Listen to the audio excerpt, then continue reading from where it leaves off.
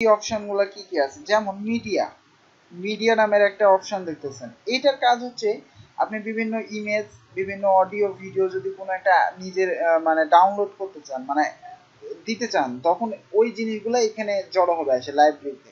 বা আমরা এখানে পেজের মধ্যে যে ইমেজগুলা সরাসরি দিতে পারলাম না এখানে, তারপরে হচ্ছে এখানেও দিতে পারছি ইমেজ, এই ইমেজগুলাই সবগুলাই এই লাইব্রেরিতে এসে জমা হবে। আপনি এখান থেকেও হচ্ছে যে আপলোড করতে পারবেন, বা এই যে আপলোডের অপশনটা বিভিন্ন পেজ বা পোস্ট যে কোনো জায়গায় সুন্দর মতো দিয়ে দিয়েছে তারা। ঠিক আছে, আমরা যদি এখন মিডিয়াতে যাই তাহলে আমরা কয়টা ইমেজ আপলোড করছি এখন পর্যন্ত? একটা না? একটু মিডিয়াতে যান, দেখেন এখানে একটা ইমেজই শো করতেছে, দেখতেছেন? মানে আমরা যদি আরো অন্য ইমেজ, অন্য কোন পেজ বা পোস্ট ইউজ করি, অটোমেটিক্যালি এই মিডিয়ার মধ্যে সব চলে আসবে এখানে সিরিয়াল বাই সিরিয়াল। এটাই হচ্ছে মিডিয়া লাইব্রেরি। হ্যাঁ, আচ্ছা এখন পোস্ট, এই পোস্ট মানে কি? এই পোস্ট মানে কি? পোস্ট মানেই হচ্ছে ব্লগ। কি ব্লগ? মানে আমরা ফেসবুকে পোস্ট করতেছি না, ওই রকম পোস্ট, সাইটে পোস্ট থাকবে। এখানে কি পোস্ট আছে? মাত্র হ্যালো ওয়ার্ড আছে, তাই না? আচ্ছা, তো আমরা কি করি, এখন একটা নতুন পোস্ট করব, নতুন পোস্ট করবে, একই সিস্টেম প্রত্যেকটা। দেখেন এখানে অল পোস্ট নামের একটা অপশন আছে, এখানে অ্যাড নিউ থেকে নতুন করতে পারবেন, এখানে ক্যাটাগরি তৈরি করতে পারবেন, এবং এখানে ট্যাগস নামের একটা অপশন আছে। কি আছে? ট্যাগ। হ্যাঁ, ক্যাটাগরিজ, ক্যাটাগরি তো বুঝি, তাই না? বিভিন্ন ধরনের ক্যাটাগরি রিলেটেড, মনে করেন আমি একটা পোস্ট করবো, এটা কি রিলেটেড? ক্যাটাগরি।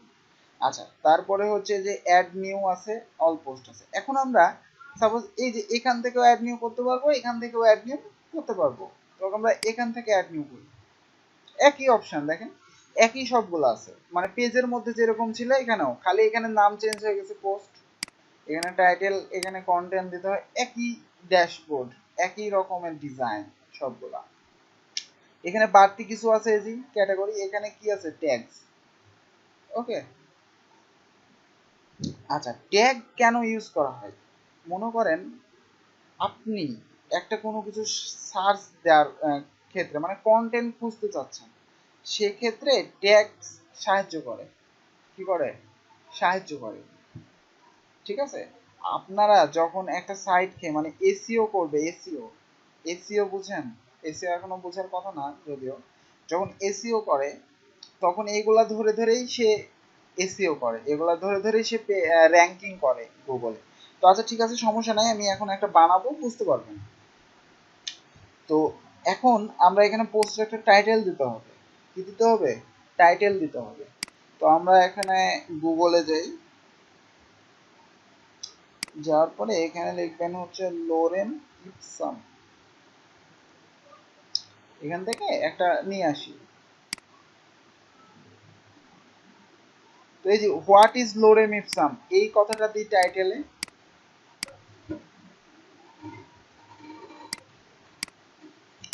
এখানে এই কথাটা দিয়ে দিলাম। আর কন্টেন্টের মধ্যে সাপোজ এই যে কিছু কন্টেন্ট আমি দিয়ে দিতেছি, পেস্ট করবেন। ওই তো টাইটেল থাকবে, কন্টেন্ট থাকবে, এবার পাবলিশ করেন, একই রকম প্রত্যেকটা। আচ্ছা, এবার আমরা যখন অল পোস্টে যাব, দেখবো যে এখানে দুইটা হয়ে গেছে, একটা আগে ছিল ডিফল্ট ভাবে হ্যালো ওয়ার্ড থাকে, ওয়ার্ল্ড, আর একটা নতুন বানালাম একই। এবং ইভেন এখানে দেখেন নিচে চারটায় অপশন আছে, যেগুলো পেজের মধ্যেও কিন্তু ছিল, একই সিস্টেম। আপনি কোনো একটা ডিলিট করতে চাইলে এটাতে ক্লিক করলে ডিলিট হয়ে যাবে।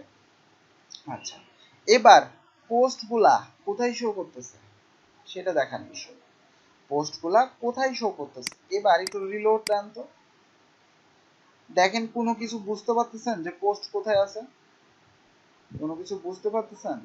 একটু নিচে আসেন, আমরা এই যে এখানে রিসেন্ট পোস্ট নামের উইডগেটে সেট করা ছিল, যার কারণে এখানে দেখতে পাবো যে রিসেন্টলি কি কি পোস্ট আছে, এখানে জাস্ট বুঝতে পারতেছি, তাই না? হোয়াট ইজ লোরেম ইপসম, এটাতে যদি ক্লিক করি দেখেন সোজাসুজি পোস্টে চলে যাচ্ছে। এই যে পোস্টের ফাংশনালিটি থাকে এরকম, যে আপনার একটা পোস্ট থাকবে, কয় তারিখে আপনি পোস্টটা দিছেন দেখেন, তারপরে ইউজারের নাম কি, কোন ক্যাটাগরি, দেখতেছেন?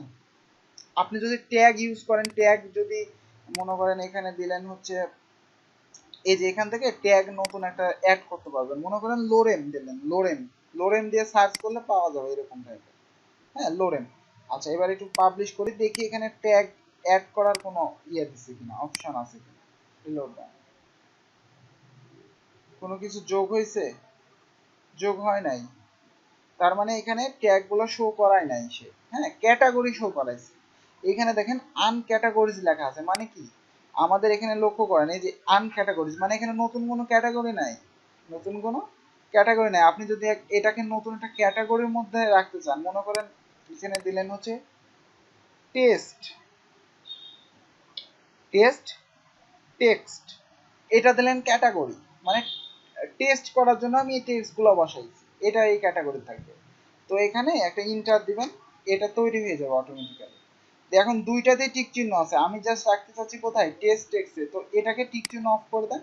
এখন আপডেট করেন, দেখেন এটাই সেট হয়ে যাবে। এখানে এবার রিলোড দেন,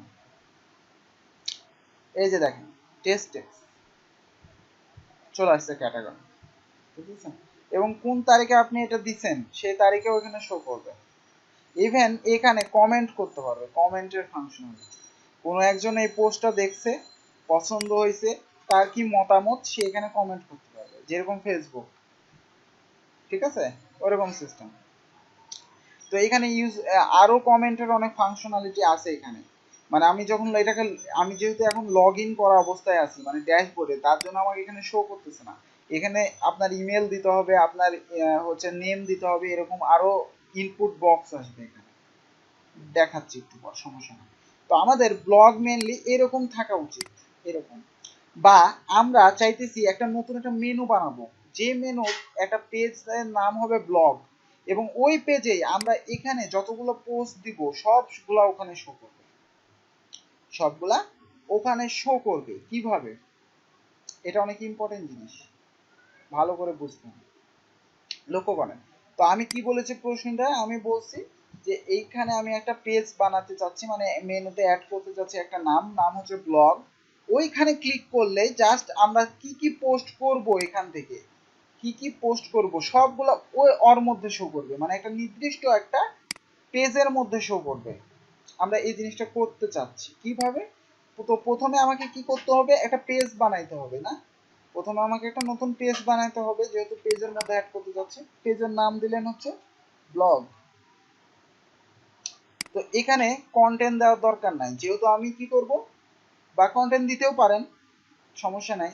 তো ব্লগের মধ্যে যেহেতু আমি ওই পোস্টগুলো রাখবো, এই পোস্ট যতগুলো আছে এগুলো, তো এই জন্য আমি শুধুমাত্র ব্লগ একটা নাম দিলাম, এখানে পাবলিশ করলাম।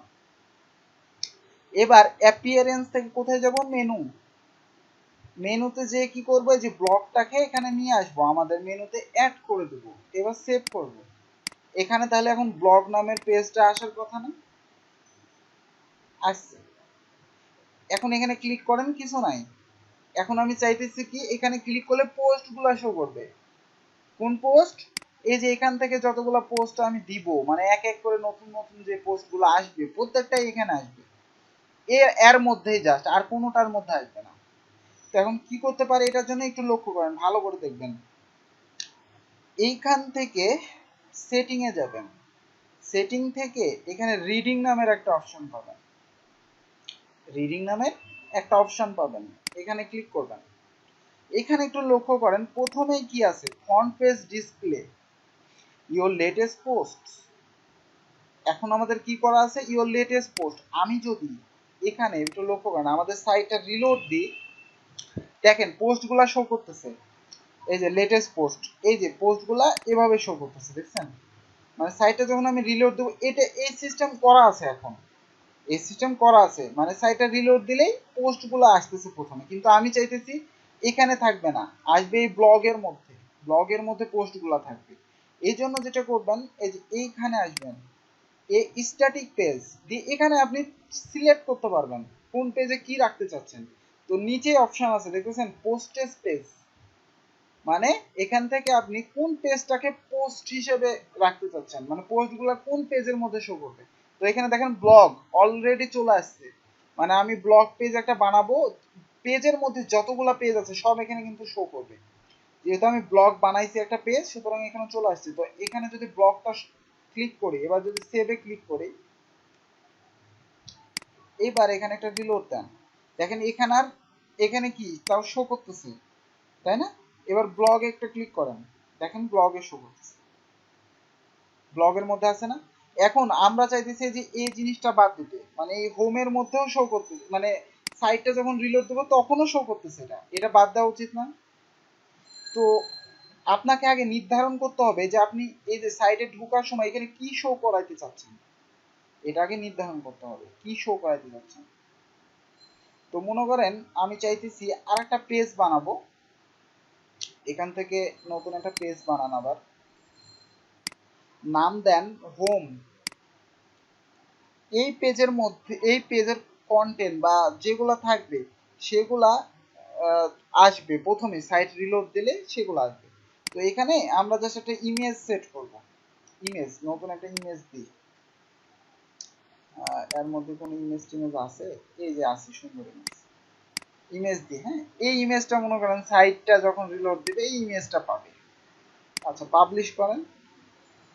এখন এই হোমটা তো আমাদের মেনুর মধ্যেও অ্যাড করা নাই, মেনুর মধ্যে অ্যাড করতে হবে না, এখানে নাই। তো আমাদের কোথায় যাইতে হবে? অ্যাপিয়ারেন্স থেকে মেনু। এবারে যে এই হোমটাকে অ্যাড করেন, এই হোমটা কোথায় থাকবে? সবার উপরে থাকবে। তো সবার উপরে আমি টেনে নিয়ে চলে গেলাম সবার উপরে। একবারে ইজি জিনিস, একই জিনিস, বারবার একটু খালি দেখবেন, মানে প্র্যাকটিস করবেন। এবার হচ্ছে রিলোড দেন, দেখেন হোমটা প্রথমে আসছে। হোমে একটা ক্লিক করেন, দেখেন ইমেজটা আসতেছে আসছে না? তো আমরা চাইতেছি সাইট যখন রিলোড দিব, রিলোড তখন এইটা হয়ে থাকবে, মানে ওই হোমটা। এখন দেখেন পোস্ট গুলা শো করতেছে, ব্লগের মধ্যে করতে চাইছি, ওটা করতে পারছি, কিন্তু এখন আমরা চাইতেছি সাইট মানে রিলোড দিলেই যেন ওটা আসে। এটার জন্য এখানে অপশন আছে যে ফ্রন্ট পেজ, দেখতেছেন উপরে ফ্রন্ট পেজ, এখান থেকে জাস্ট এখন এবার আচ্ছা এটা রিলোড দিইনি, যার কারণে এখানে দেখেন এখন হোম পেজটা কিন্তু এখন আসেনি, মানে আমাদের যত পেজ থাকবে সব এখানে চলে আসবে। তো এখন হোম পেজ আমরা দেখতে পাচ্ছি না। তো এই পেজটা একটা রিলোড দেন, এবার দেখেন এই যে হোম চলে আসছে। এবার সেভ দেন, এবার আপনি এখানে একটা রিলোড দেন, দেখেন ওই যে হোম পেজটা প্রথমে চলে আসছে, শো করতেছে। ঠিক আছে? তারপরে এখন যদি ব্লগে ক্লিক করি, দেখেন ব্লগ গুলো শো করবে, মানে পোস্ট গুলো শো করবে। আমি যখন রিড মোডে ক্লিক করব তারপরে গোটা পোস্ট শো করবে। দেখতেছেন একই সিস্টেম ফেসবুকের মতো। এখানে কেউ পোস্ট করে এখানে কমেন্টও সে করতে পারবে। আমরা কমেন্ট হাইডও করতে পারি, সাপোজ একটা যে কোনো একটা পোস্টে কমেন্ট আমি চাচ্ছি না যে মানুষজন কমেন্ট করুক, ওটাও আমি করতে পারবো। আচ্ছা, দেখবো আস্তে আস্তে, আজকে এখান থেকে মাথা নষ্ট হয়ে যাবে আপনাদের মাথায়। আমরা গতদিন এগুলা দেখছি। এখন আমরা সাপোজ লগ ইন প্যানেলে যদি যাই, তো আমরা এখানে লিখতে হবে কি ডাব্লিউপি অ্যাডমিন। তাহলে আমাদের এই যে লগ ইনটা আসতেছে, কিসের লগ ইন? ড্যাশবোর্ডে ঢোকার জন্য যে লগ ইন প্যানেল থাকে, তো ওইটা। তো আমরা যখন আমাদের সাইট বানাবো তখন সাইটের লোগো থাকে, বিভিন্ন রকম থাকে ডিজাইন। তো এই যে এটা একটা কমন লগ ইন পেজ, তাই না? এই ডিজাইনকে আমরা চেঞ্জ করতে পারবো, মানে এই যে এখানে দেখেন একটা ওয়ার্ডপ্রেসের লোগো দেওয়া। তো আমরা চাইতেছি আমরা যে সাইটটা বানাবো সেই সাইটের এখানে লোগো থাকলে ভালো লাগবে না দেখতে, যে এটা এই সাইটের লগ ইন মানে প্যানেল, এটা লগ ইন বক্স, দেখতে ভালো লাগবে। তো ডিফল্ট ভাবে এখানে ওয়ার্ডপ্রেসের হচ্ছে যে লোগো থাকে, তো ওটা আমাদের করে নিতে হবে। তারপরে যে এই ইনপুট গুলা আপনি, তারপরে লেখাগুলা ছোট বড় কালার যা ইচ্ছা, তারপরে এই বাটনটা, হ্যাঁ এগুলা যা ইচ্ছা, তারপরে যে লেখাগুলা যা ইচ্ছা করতে পারবেন। বা এই যে এতটুকুন, আমাদের এতটুকুনের মধ্যে লেখা আছে, আপনি চাইলে এই যে ব্যাকগ্রাউন্ডটা, এটার গোটা ব্যাকগ্রাউন্ড আছে না, এই ব্যাকগ্রাউন্ডের কালার ইমেজ ইচ্ছা মতো করতে পারবেন কাস্টমাইজ। তো ওটা আমরা দেখবো, সমস্যা নাই কিভাবে করতে হয়। তো এখন আমরা আগে লগ ইন করি। হ্যাঁ, লগ ইন হচ্ছে যে এটা আমাদের ইউজার নেম পাসওয়ার্ড দিয়ে আমরা লগ ইন করলাম, যে ড্যাশবোর্ডে চলে আসছে। আচ্ছা, তো আমরা এখন কি করব? এখান থেকে পাশের ট্যাবে আমরা সাইটটা দেখব। আচ্ছা, তো এটা আমাদের ছিল কি হোম পেজ, এটা আমাদের হোম পেজ ছিল। তো আমরা এখানে একটু লোরেম ইপসমে যাই, আবার কিছু কন্টেন্ট নিয়ে আসি।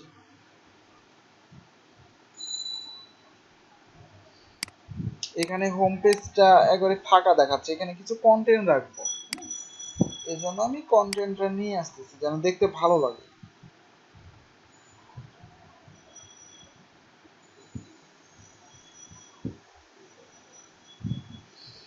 আচ্ছা, তো আমরা হচ্ছে যে সাপোজ এখান থেকে কন্টেন্টটুকু নিচ্ছি, নেওয়ার পরে এখন এখানে দিতে চাইলে আমরা কার মধ্যে যাইতে হবে, এখানে এখানে আমরা চেঞ্জ করতে যাচ্ছি, এখানে কন্টেন্ট বসাইতে যাচ্ছি, তাহলে এখানে কার মধ্যে যাব, এখানে কার মধ্যে যাব,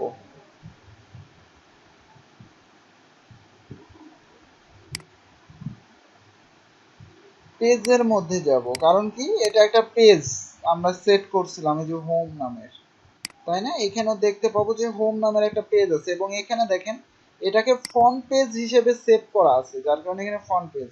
আর এই যে দেখেন ব্লগ পেজটাকে পোস্টেজ পেজ পেজ হিসেবে সেভ করা আছে, মানে যতগুলো পোস্ট থাকবে সব কার মধ্যে যাবে, ব্লগের মধ্যে, যেটা গত পর্বতে আমি দেখাইছি। তো এখানে হোমের মধ্যে আমি যাব, যাওয়ার পরে এখানে একটা ইয়াগুলা সেট করে দেবো, কন্টেন্টগুলো দিয়ে দেবো, দিয়ে পেস্ট করবো। এবার আমি যদি এখানে রিলোড দিই, এই যে কন্টেন্ট শো করতেছে, তাই না? হোমে শো করতেছে এবং ব্লগে গেলে আমাদের পোস্ট যতগুলা করব এখানে এক এক করে আসতেই থাকবে। আচ্ছা, এখন আমরা যেটা করব সেটা হচ্ছে যে আমি সাপোজ আরেকটা পোস্ট করতে চাচ্ছি, পোস্ট করেন, আবার একটা নতুন পোস্ট করেন। তো সাপোজ এটা টাইটেল দেন পোস্টের,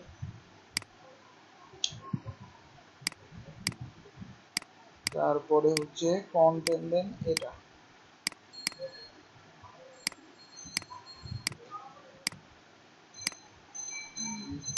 সাপোজ কপি করলাম, এখানে দিয়ে দিলাম। এখন যদি আমি এখানে পাবলিশ করি বা এখানে একটা নতুন একটা ক্যাটাগরি বানাইতে পারি, সাপোজ ক্যাটাগরির নাম হচ্ছে নিউ, নিউ নামের ক্যাটাগরিতে এটা থাকবে।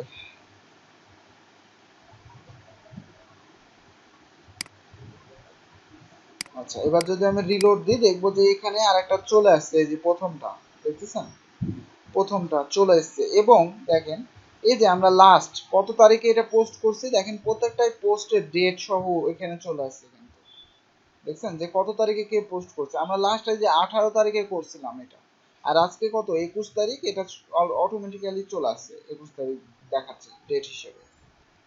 আচ্ছা, এখন আমরা আরো একটা পোস্ট করি, আবার অ্যাড নিউ করেন, সাপোজ টাইটেল দিলাম এটা, আর হচ্ছে যে কন্টেন্ট দিলাম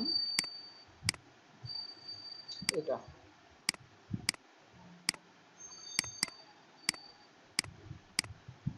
এবার পাবলিশ করলাম, কোনো ক্যাটাগরি দিলাম না এখানে।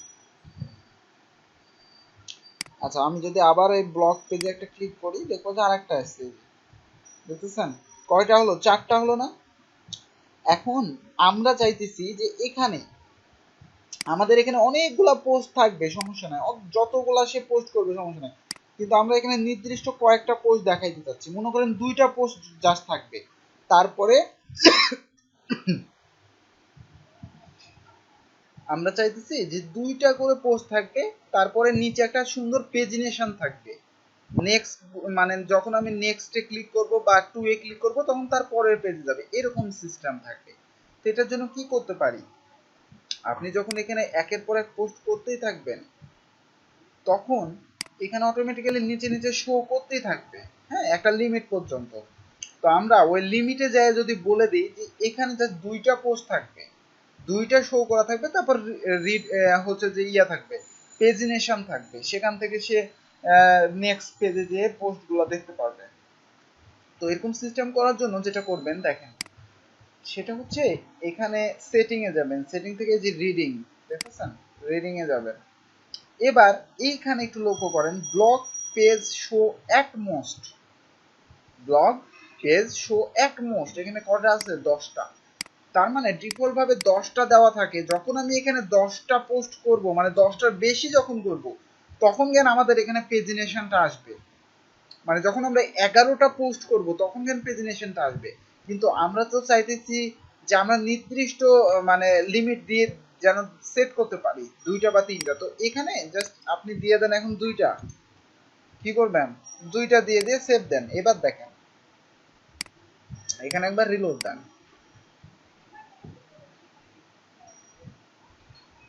এখানে দেখেন এবার কয়টা শো করতেছে, একটা 2টা দেখতেছেন। যে 2টা আজকে করছি মানে লেটেস্ট যেটা থাকবে সেই 2টাই আসবে এখানে। তারপরে নিচে এই যে দেখেন নিচে একটা পেজিনেশন তৈরি হয়ে গেছে, নিচে অটোমেটিক্যালি পেজিনেশন তৈরি হয়ে গেছে। এখন যদি আমি 2 তে ক্লিক করি দেখবেন যে ওই পেজগুলা বাকি যেগুলো আছে এগুলো শো করতেছে, দেখছেন এই যে এটা 4টা। এখন আমি যদি আরো পোস্ট করি নতুন, কোথায় শো করবে, এখানেই শো করবে প্রথমে, এটা আবার কোথায় চলে যাবে, নেক্সট পেজে চলে যাবে, এরকম সিস্টেম। হ্যাঁ, আমরা লিমিট অনুযায়ী শো করাতে পারবো যে আমি কয়টা চাইতেছি। সাপোজ এখানে আপনি যদি এখন দেন 3টা, এবার একটু রিলোড দেন, দেখেন এখানে 3টা শো করবে, এই যে 3টা শো করার পর এখানে পেজিনেশনটা শো করতেছে। বুঝতে পারছি কিভাবে করতে হয় এটা, এরকম লাগবে। তো আমরা যখন থিম ডেভেলপমেন্ট শিখবো যে এই জিনিসগুলা সব কাস্টমলি এইচটিএমএল এ ডিজাইন করা থাকবে, এই যে পেজিনেশন দেখেন এটা আমরা কিন্তু ডিজাইন করতে হয়নি বা ডেভেলপমেন্ট কোনো কিছু করতে হয়নি, অটোমেটিক্যালি কাজ করতেছে, তাই না?